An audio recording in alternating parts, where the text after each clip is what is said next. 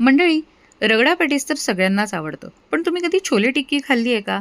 आज आपण बनवूया छोले आणि टिक्की, मस्त चटपटीत पदार्थ. साहित्य बघूया.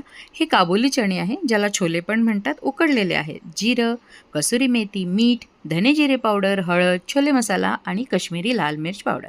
कढईमध्ये तेल गरम केलं, जिरं तडकवलं, हळद घातली आहे, धणे जिरे पावडर, काश्मीरी लाल मिरची पावडर आणि उकडलेले छोले त्यामध्ये घातले.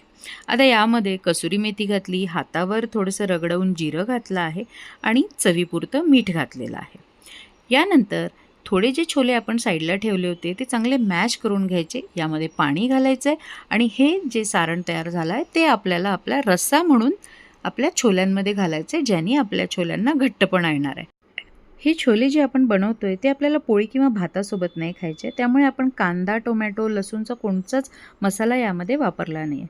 आता आपण छोले मसाला घातला आहे आणि छान त्याला वाफ घ्यायची आहे. दणकून वाफ आल्यानंतर कोथिंबीर घालायची. हे आपले टिक्कीसोबतचे छोले तयार. आता आपण टिक्की बनवूया. टिक्की बनवण्यासाठी हे साहित्य लागणार आहे.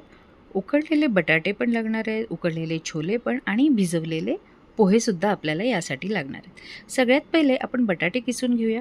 मग त्यानंतर त्यामध्ये मॅश करून छोले घालूया आणि भिजवलेले पोहे यामध्ये घालूया. आता बाकी मसाला घालायला आपण यात सुरुवात करू.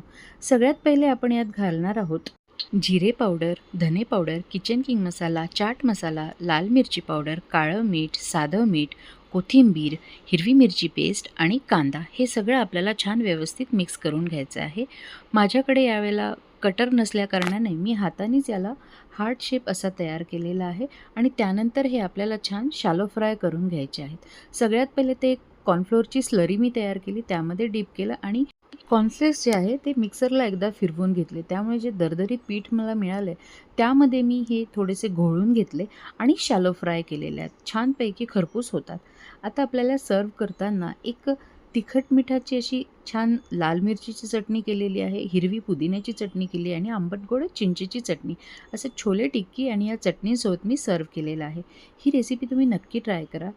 कमेंट करा, आवडल्यास शेअर करा आणि चॅनलला सबस्क्राईब करा. Thanks for watching easy cooking.